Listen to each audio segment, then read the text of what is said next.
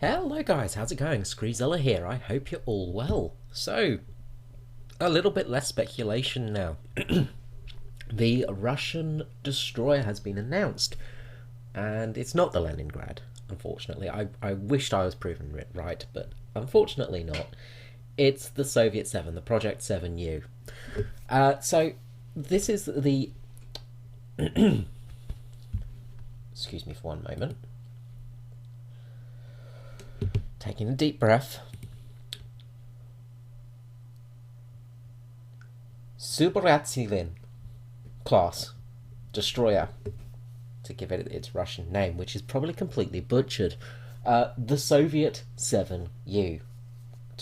So, Project 7U. So, this destroyer is a pretty epic little destroyer.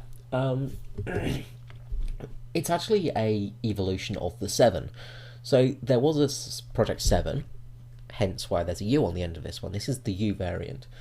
Now, the Project 7 had a single boiler, if I'm remembering correctly, or it had twin boilers both pretty much next to each other. And this was a big weakness, because it meant the ship was vulnerable to mines and attacks from aircraft, things like that. And, well, after HMS Hunter bought it with a mine, she lost her engine, which was sort of I think it was midship, sort of slightly closer to the bow of the ship, and the mine basically went through, penetrated, and blew the engine out. And because the engines were so close together, and I can't remember if it had a single engine or if it was a twin turbine, but they were very close to each other basically, and it left her dead in the water.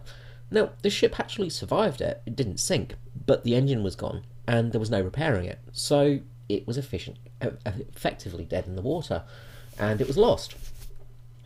If it had an engine still, it could have got back to port, it could have survived. But it didn't, so it went down, and it was effectively lost. It could have been towed, stuff like that, but that's a lot of resources, especially in a wartime situation. Towing a ship in wartime is very hard.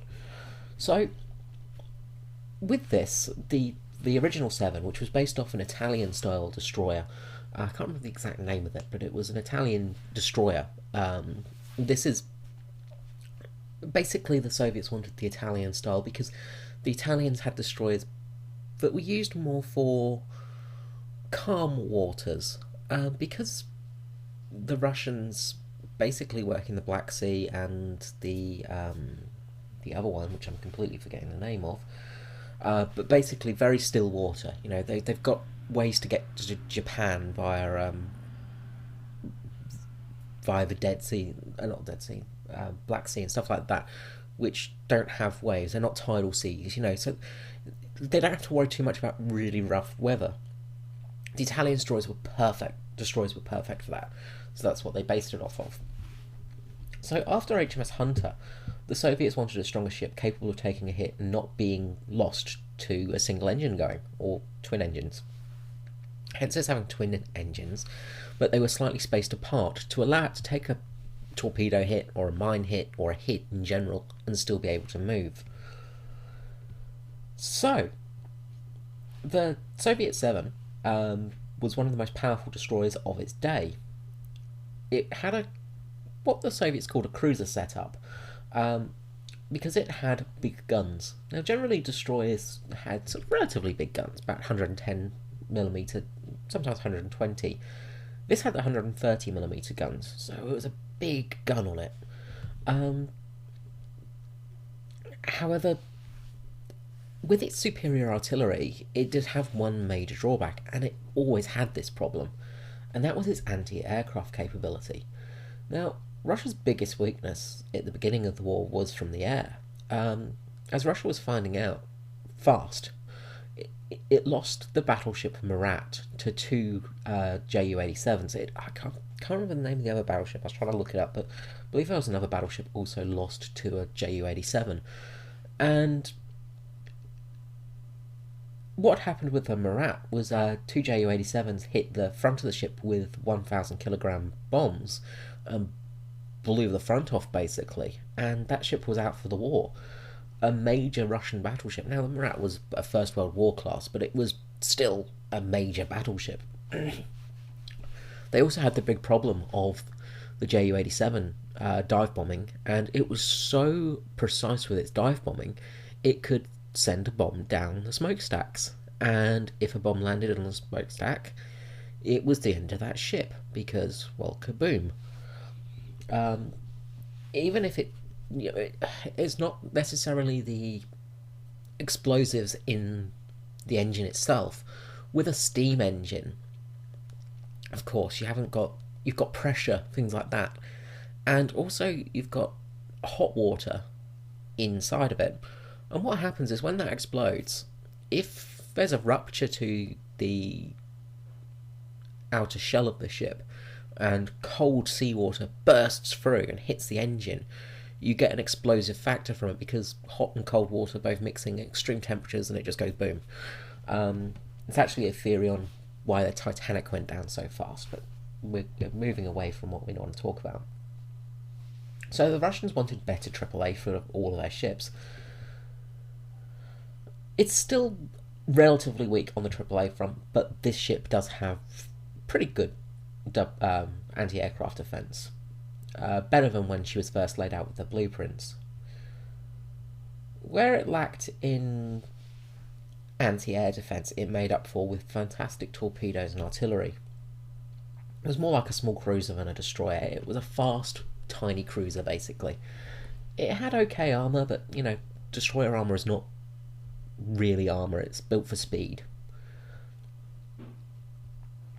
Now, the Type 7, Soviet 7 cruiser it had the biggest guns until the Fletcher came around. And I'm wondering if the Americans will get the Fletcher just to be sort of equivalent to this ship. So this ship was a very powerful gunboat. It also had very good mine-laying capabilities and depth charges as well. It was an okay sub-hunter. It had sonar and a few other little tidbits like that. I think later on it did get radar and all that stuff. Now, it was nowhere near as advanced as the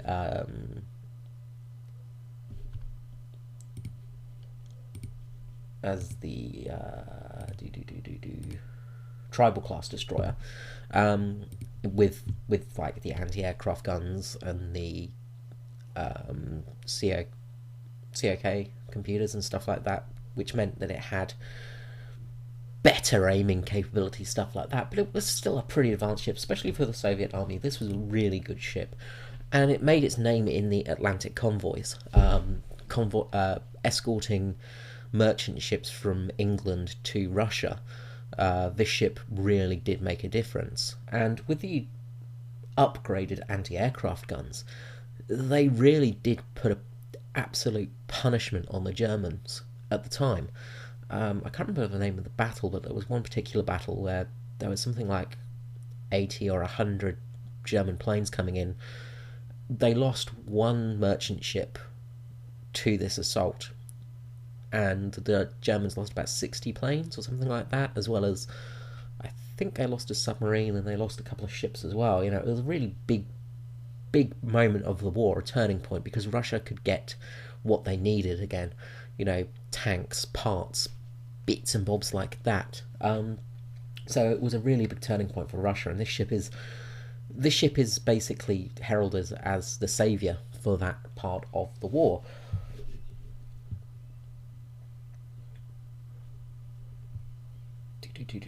Where am I looking for? So the 7U served for almost 50 years all up. After the war, China received a couple where they served up until 1980, till the mid-80s. So it's a long service history, and it proves that it was a good ship. It was a very good base of a destroyer. Of course, they upgraded it, but this was a very good little destroyer. Very tough thing, and with those guns, it was very, very scary to come up against. So the ship is 112.5 metres long, with 10.2 metres width, displacement of 2,500 tonnes, fully loaded, and it had a crew of 271. so a lot of people on board. It also had a top speed of 74 kilometers per hour, or 46 miles per hour. Now that was sea trials, of course, so not fully loaded and stuff like that, but expect to see it getting up to around about 60 kph, that sort of area, without too much trouble. Weapons, it had 4 130mm guns. Reload time of these, through Warfunder, they've actually said, with a fully trained crew, around about 11 seconds. So expect around about 11 to 15 seconds to reload on them. So these are going to be fast-firing guns. It had two 76mm, 76.2mm double AAA guns, 3 45mm AAA guns, 4 12.7mm machine guns for AAA use. It had two 3-tube torpedo tubes, which carried 533mm torpedoes, and it also carried up to around about 96 mines and 30 depth charges. So all in all, this thing's going to be a pretty decent ship. The main thing is the artillery barrage it's going to give. So it's going to be interesting to see how it goes. I'm also interested to see if we get different anti-aircraft ammunition for these. With the 76mm and the 45mm, they had time delay burst ammunition, of course, flak. They also had a type of grenade that they would fire at the water for low flying aircraft, and also for range finding, things like that. But it would shoot a spout of water up into the air, and low flying planes like the HE-111 was particularly damaged by these, especially in that convoy I mentioned before. The Russian ship would fire these out into the water, and these spouts of water would smash up into the plane, causing quite a lot of damage because there would be fragmentation in there too. So I will be interested to see if we get some different ammunition types for the AAA guns. So we now have 2 destroyers on our list, so we know what's happening.